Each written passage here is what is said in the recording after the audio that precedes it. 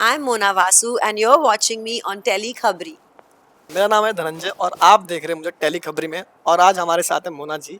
तो कितना एक्साइटेड हो जो नया शो आ रहा है, कैसा कितना मजा आ रहा है। मैं बहुत एक्साइटेड हूँ। एक तो बहुत सालों बाद मैं कलर्स के साथ कोई शो कर रही हूँ। इट्स नियरली आफ्टर 12 इयर्स जो मैं ये शो कर रही हूँ कलर्स के साथ में, और कैरेक्टर भी इतना स्ट्रॉन्ग है और इतना मुश्किल है समझने के लिए कि मैं नर्वस भी हूँ और एक्साइटेड भी हूँ। And I am really looking forward कि ऑडियंस का क्या फीडबैक रहता है।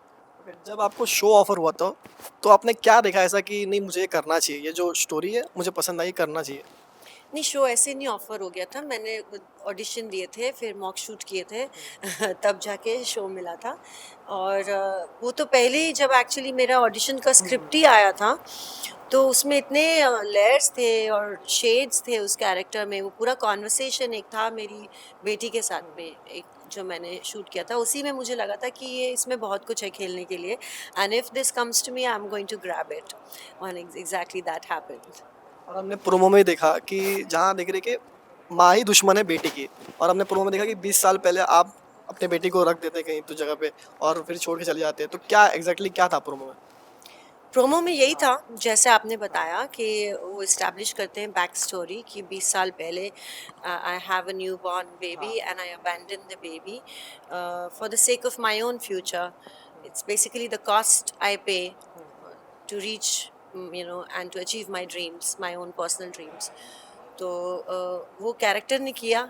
अब वो सही है गलत है उसके लिए वो सही था, एंड वो अपने आप को जस्टिफाइड मानती है क्योंकि वो अपने आप को एज अ विक्टिम एक्चुअली देखती है, जो और फाइटर देखती है कि she emerged as a fighter, out of that situation. She just completely wanted to get out of poverty.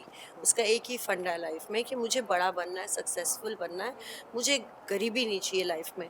तो उसके लिए उसे जो भी सैक्रिफाइस करना पड़ता है वो प्रिपेयर्ड है कि मुझे जो भी कॉस्ट इसका भरना पड़ेगा मैं भरूंगी। वो अब जाके उसका पास्ट जब सामने आएगा और उसके पुराने कर्म जब उसके सामने आएंगे, तब स्टोरी कैसे अनरावल होती है, कैसे अनफोल्ड होती है, that is the exciting part. जितने अपने प्रीवियस जितने भी कैरेक्टर्स किए उन कैरेक्टर और इस कैरेक्टर में क्या डिफरेंट है कि आपको लगा कि नहीं ये कैरेक्टर थोड़ा सा अलग है और मुझे ये पसंद आया। नहीं, ऐसा कैरेक्टर मैंने कभी प्ले ही नहीं किया और ये किसी के भी आसपास भी नहीं आता है। बिकॉज क्या होता है जब यूजुअली कोई कैरेक्टर हमको मिलता है तो हम रेफरेंसेस ढूंढते हैं रियल लाइफ में कि ऐसा मैं किसको जानती हूँ जो इससे मिलता जुलता है रियल लाइफ में। For this character I had no reference, because firstly अगर कोई ऐसा करता भी है तो बता के नहीं करता है, it's all behind close door. So but ऐसा हम न्यूज़ में पढ़ते हैं, कितनी सारी न्यूज़ आती है, and they are also real people with real lives and relationships and families and jobs. तो वो भी जी रहे हैं, लेकिन ऐसा कोई रेफरेंस मेरे पास नहीं था इस कैरेक्टर के लिए, तो मुझे बहुत ही अलग लगा और ये प्ले करना भी मेरे लिए बहुत मुश्किल है। बिकॉज इसके दो साइड्स हैं और दूसरा साइड वो किसी को दिखाती नहीं है, तो ऑडियंस कैसे देखेगी?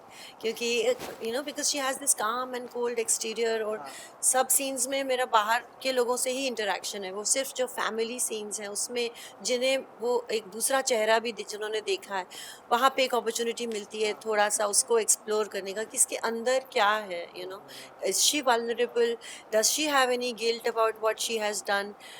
On the face of it उसको कोई गिल्ट नहीं है, बट कॉन्शियस माइंड में शायद नहीं है। पता नहीं अभी वो सब कॉन्शियस में कितनी लेयर्स होती हैं, वो कैसे कैसे सामने आएंगी।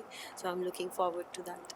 आपके साथ में अदनान है, आयशा है, तो उनके साथ आपकी बॉन्डिंग कैसे है? जब आप पहली बार मिले तो कैसे इंटरेक्शन हुआ आपका। अभी तो बॉन्डिंग हो रही है, और टचवुड बहुत ज़्यादा बोलेंगे तो कुछ गड़बड़ नहीं हो जाए। अभी शुरुआत है। हम लोग प्रोमो के दिन ही हम लोग तीनों मिले थे, और बहुत ही एक ईज़ है सबके साथ काम करने में, specially even the girl. Like जब मैं मिली थी मुझे लगा था बच्ची सी होगी, छोटी सी, बट देन है बच्ची, मगर she is so professional and to the point. उनको मालूम है, they are all well prepared, and बहुत कुछ सीखने को इनफैक्ट मिलता है, इंस्पिरेशन मिलती है। Because also she, I feel like she's the perfect combination of strength and vulnerability, which is very rare. And same goes with Adnan. He's literally, actually, जैसे वो character उनके लिए लिखा गया है वो वैसे ही है real life में. He has concern for everyone, and is very particular about what should be done. जैसे कोई सीन है उसमें छोटा सा ही अगर एक लाइन भी है, मगर ऐसा नहीं कि वो इधर उधर कहीं चले जाएंगे, वो आपको सेट पे ही दिखेंगे सीन के शुरू होने से एंड होने तक। सो everybody is very very professional and disciplined, which makes working a lot easier, because we are shooting every day. जैसे कि आपने प्रोमो में देखा कि आप है ना आयशा को चिल्लाती है कि मतलब ये जो प्रोफेशनल फूड्स जो रहते हैं, जो मतलब स्ट्रीट फूड नहीं खाना है, कोई कैसे खाएगा? तो आप रियलिटी में वो प्रेफ़र करते हैं स्ट्रीट फूड खाना? हाँ, हाँ, हाँ।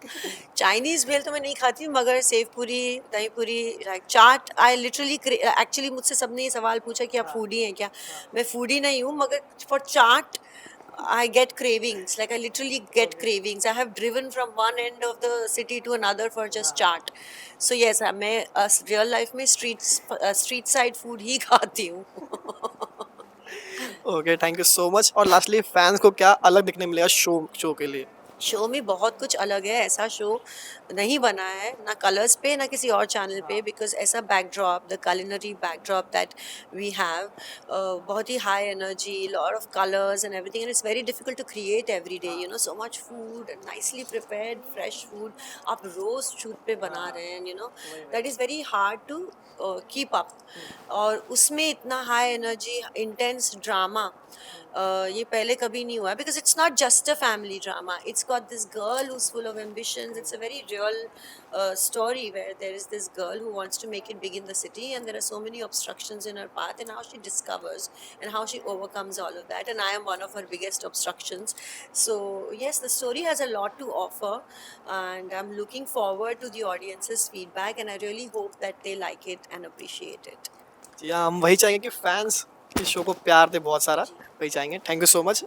Thank you.